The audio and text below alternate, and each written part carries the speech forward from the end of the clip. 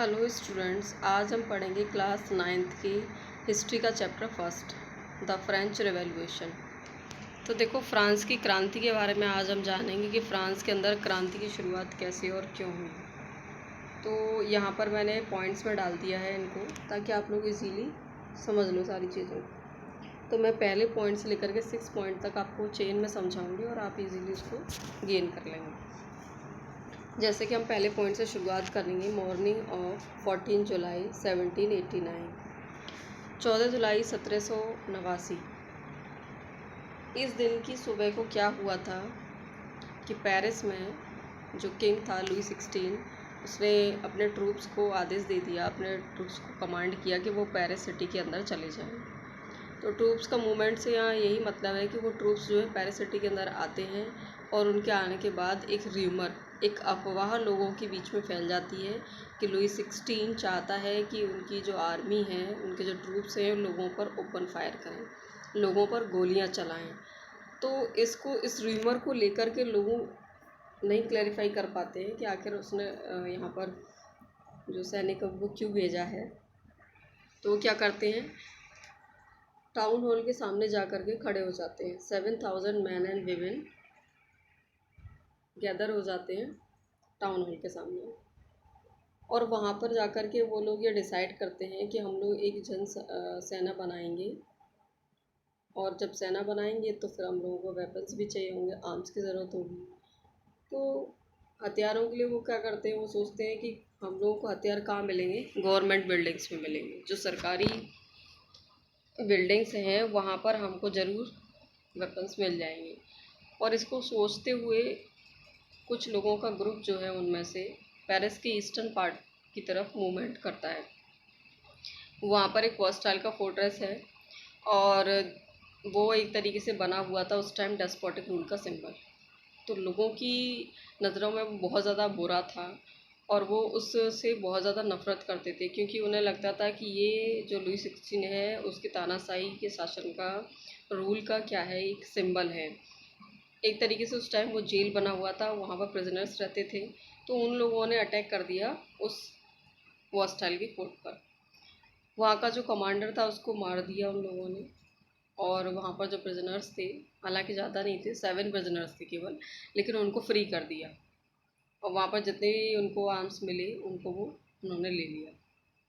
उसके बाद जब उन्हें पता था कि हम लोग इससे बहुत ज़्यादा नफ़रत करते हैं और फ्रांस की जो कॉमन पीपल थे वो बहुत ही ज़्यादा नफ़रत करते थे हॉस्टाइल से, तो उन्होंने डिसाइड किया कि हम बिल्कुल इसको तहस नहस कर देंगे, बिल्कुल डिमोलिश कर देंगे। उस महल को उन्होंने तोड़ दिया। तोड़ने के बाद जो उसके पार्ट्स बचे थे लोगों ने खरीद करके वो अपने घरों में रख लिए कि मेमोरीज़ के तौर पर, यादों के तौर पर उन्होंने अपने घरों में रख लिए। तो यहाँ पर एक क्वेश्चन ये बनता है कि आखिर 14 जुलाई को ऐसा क्या हुआ था, या उससे पहले क्या सिचुएशंस बनी थी कि फ्रांस में क्रांति का आना ज़रूरी हो गया था।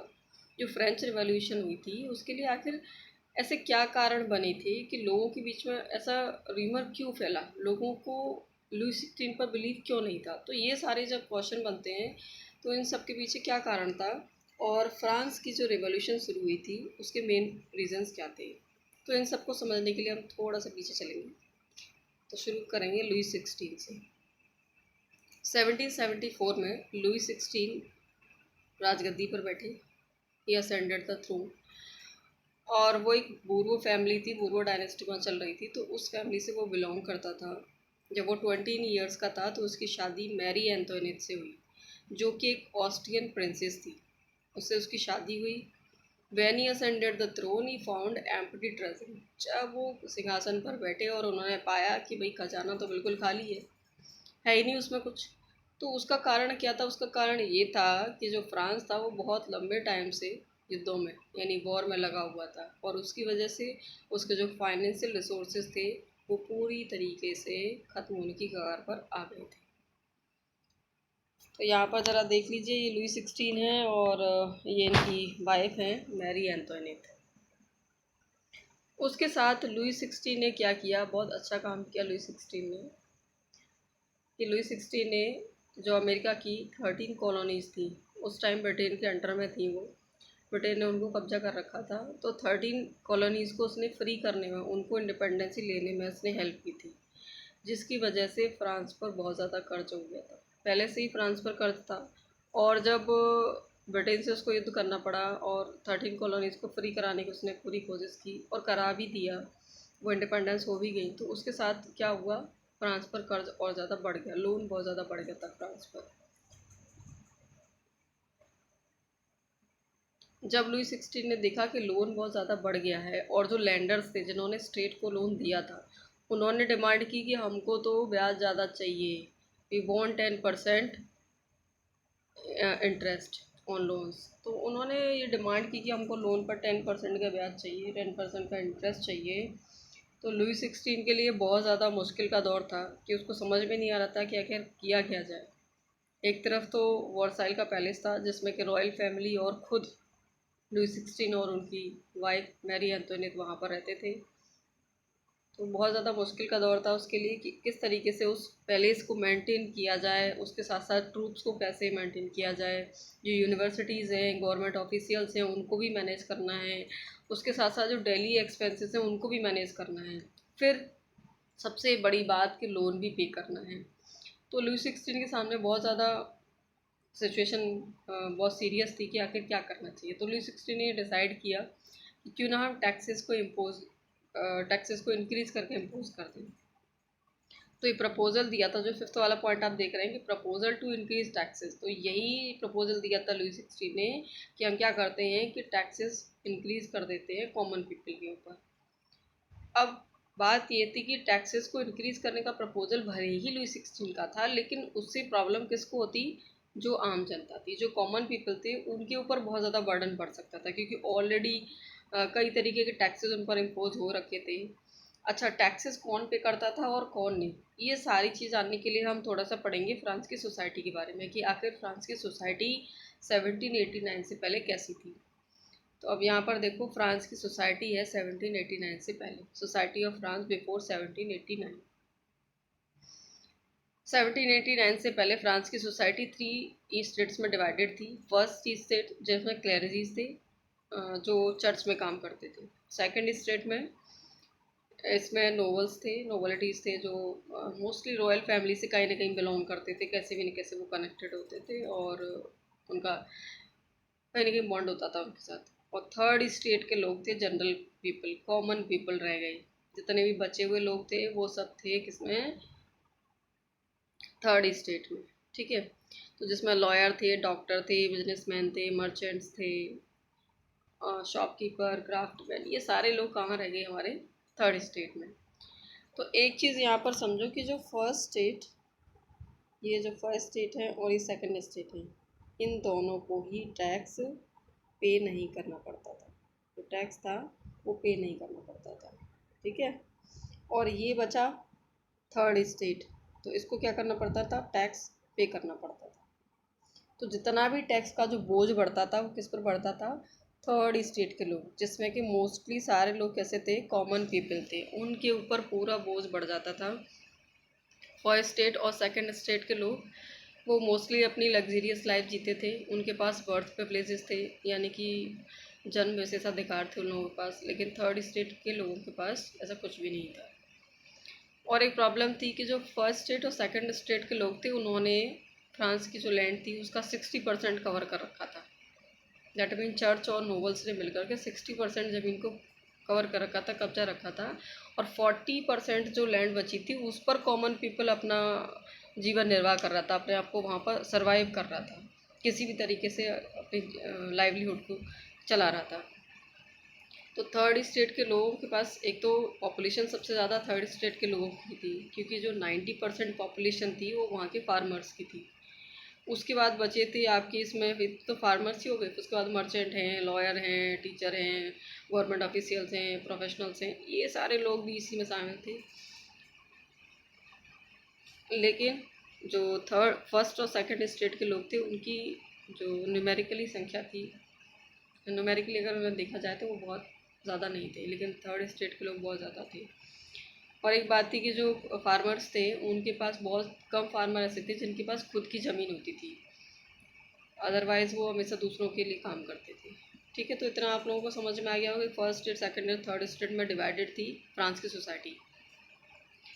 तो जैसे ही उसने ये डिसाइड किया लुई 16 ने कि टैक्स को इंक्रीज़ कर देते हैं, तो उसका इफ़ेक्ट किस पे पड़ा था, किस पर सबसे ज़्यादा बर्डन पड़ेगा, थर्ड स्टेट के लोगों को, कि उन्हीं को टैक्स पे करना पड़ता था। बाकी दोनों तो स्टेट टैक्स से बिल्कुल फ्री रहते थे।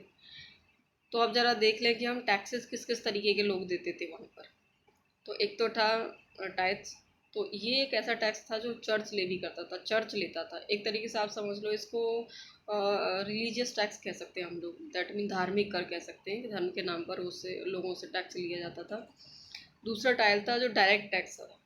डायरेक्टली वो स्टेट को पे करना होता था, अपनी जो इनकम होती थी उसके अकॉर्डिंग लोग पे करते थे।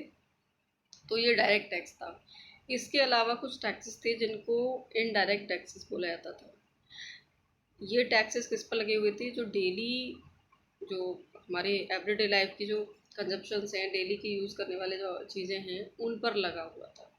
अब यहाँ पर देखो कि सॉल्ट और तम्बाकू जैसी चीज़ों पर जो है टैक्स लगा हुआ था। हाँ, शायद तम्बाकू बिना लोगों का काम चल जाए, लेकिन नमक के बिना तो नहीं चल सकता। तो नमक तो हर इंसान के खाने की चीज़ होती है, और इसके बिना तो हो ही नहीं सकता कुछ। तो ऐसी चीज़ों पर भी उन्होंने टैक्स लगा रखा था। तो बहुत ज़्यादा मिजरेबल लाइफ हो चुकी थी कॉमन पीपल की। जो थर्ड स्टेट के लोग थे उन लोगों की लाइफ बहुत ज़्यादा दुखदाई हो गई थी, बहुत ज़्यादा प्रॉब्लमेटिक थी। ठीक है। तो इस तरीके के टैक्सेस यहाँ पर लगाए गए थे, और इसके अलावा, इन टैक्सेस के अलावा भी लुई 16 यहाँ पर कह रहे हैं कि हम टैक्सेस को इंक्रीज़ कर देते हैं। तो दैट यू कैन जान ले लो किसी के ना। चलिए, आगे है स्ट्रगल टू सर्वाइव। तो यहाँ पर ये सारी चीज़ें हो रही थी। लुई 16 अपना प्रपोजल भी रख रहा है। यहाँ पर दोनों पहले फर्स्ट और सेकंड स्टेट के लोग टैक्स से फ्री हैं, थर्ड स्टेट के लोगों को टैक्स देना पड़ रहा है। इसी बीच क्या होता है कि एक तरीके से सर्वाइव करने के लिए लोगों के बीच में होड़ लग जाती है। ये क्यों होता है? क्योंकि देखो, एकदम से पॉपुलेशन इंक्रीज़ होती है फ्रांस की, एकदम से मतलब रैपिड ग्रोथ होती है। 1715 में जहाँ पॉपुलेशन थी फ्रांस की 23 मिलियन, वही पॉपुलेशन 1789 तक बढ़ कर के हो गई 28 मिलियन। तो जैसे ही पॉपुलेशन की ग्रोथ हुई है, तो वहाँ पर डिमांड, जो फूड ग्रेन्स की डिमांड थी, वो एकदम से बढ़ गई। लेकिन प्रॉब्लम ये थी कि भाई डिमांड बढ़ रही है, लेकिन कहते हैं ना, डिमांड और सप्लाई का बैलेंस रहना चाहिए। अदरवाइज़ अगर डिमांड के अकॉर्डिंग सप्लाई नहीं होगी तो क्या होगा कि जो थिंग्स हैं, जो चीज़ें हैं, उनके प्राइस बढ़ जाएंगे। कभी भी मार्केट में देखो कि जो चीज़ कम होगी और उसकी डिमांड ज़्यादा होती है, तो क्या होगा कि उसके प्राइस बढ़ जाएंगे। जैसे कि अभी कोरोना चल रहा है, तो जब हमने देखा था कि कोरोना की शुरुआत हुई थी, तो उस टाइम सैनिटाइज़र और मास्क इस तरीके के हो गए थे कि सप्लाई इनकी इतनी नहीं थी, लेकिन डिमांड बहुत ज़्यादा थी। तो उसकी वजह से क्या होने लगा था, ब्लैक मार्केटिंग होने लगी थी, लोग उसको बहुत ज़्यादा महंगा करके बेचने लगे थे। हालांकि अब तो सब कुछ नॉर्मल हो गया है, लेकिन पहले ये चीज़ जब स्टार्टिंग थी कोरोना की, तो उस टाइम ये बहुत हो रहा था। तो इसी तरीके से यहाँ पर जैसी पॉपुलेशन बढ़ी फ्रांस में, वैसे ही फूड ग्रेन की डिमांड बढ़ी, लेकिन डिमांड के अकॉर्डिंग फ्रांस में प्रोडक्शन नहीं हो रहा था। अब प्रोडक्शन नहीं हो रहा था, तो जाहिर सी बात है कि जितना भी है फूड ग्रेन, जितना भी अनाज बाकी है या जो भी चीज़ें हैं खाने की, तो उन पर प्राइस बढ़ेंगी ही बढ़ेंगी।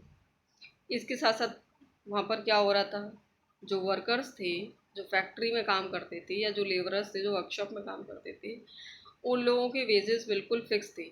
जो फैक्ट्री के ओनर होते थे, सॉरी, जो फैक्ट्री के ओनर होते थे, उन्होंने क्या किया कि सैलरी नहीं बढ़ाई। वेजेस का मतलब है, हम लोग नॉर्मल लैंग्वेज समझें तो सैलरी से है। तो उन्होंने उनके वेजेस को बिल्कुल बढ़ाया ही नहीं, जितना था उतना ही रहने दिया। जिस तरीके से प्राइस बढ़ रहे थे चीज़ों के, उस हिसाब से उनके वेजेस नहीं बढ़ रहे थे। तो उनकी लाइफ बहुत ज़्यादा परेशानीदायक हो चुकी थी। वो अपने आप को सर्वाइव बहुत मुश्किल से कर पा रहे थे। तो ये सारी जो सिचुएशन बन रही थी कि टैक्सेस को बढ़ाना, टैक्सेस को इंक्रीज़ करना, पॉपुलेशन का बढ़ना, प्रोडक्शन की डिमांड, रिप्रोडक्शन की कमी होना और डिमांड ज़्यादा होना, तो ये सारे जो रीज़न थे, ये एक तरीके से हम कह सकते हैं मेन रीज़न थे फ्रेंच रिवॉल्यूशन के लिए। क्योंकि ये सारी चीज़, जब आप किसी भी जो इंसान होता है, या कहो तो किसी भी कम्युनिटी को आप ज़्यादा दबाते हैं, तो क्या होता है, वो बहुत तेज़ी के साथ रिवॉल्ट करता है। तो इसी तरीके से यहाँ पर क्या हुआ कि जब कॉमन पीपल का बर्डन बढ़ता गया, तो वो बिल्कुल लुई 16 के अगेंस्ट चले गए। तो ये जो सिचुएशंस थी इन्होंने क्या क्रिएट कर दिया, एक गैप बना दिया, बहुत बड़ी खाई बना दी अमीरों और गरीबों के बीच में। और इसी के साथ एक नई मिडिल क्लास के रूप में एक नया मध्यम वर्ग जो है उभर के आया सामने। तो इस न्यू मिडिल क्लास को मैं कल पढ़ाऊँगी। आज की क्लास सिर्फ इतनी ही है। आई होप जो मैंने पढ़ाया है आपको बहुत इजीली समझ में आ गया होगा। इसके बाद आप चाहें तो अपनी बुक रीड कर सकते हैं, अदरवाइज़ इसी को वापस देख सकते हैं अगर आप कहीं भूल रहे हैं तो। उसके अलावा चैनल को सब्सक्राइब करो, जितने भी आपके फ्रेंड्स हैं, क्लासमेट्स हैं, उनको ये शेयर करो ताकि ज़्यादा से ज़्यादा बच्चों को इसका बेनिफिट मिल सके। ठीक है, तो फाइनली क्लास में भी यहीं पर रुक रही हूँ। Okay, thank you.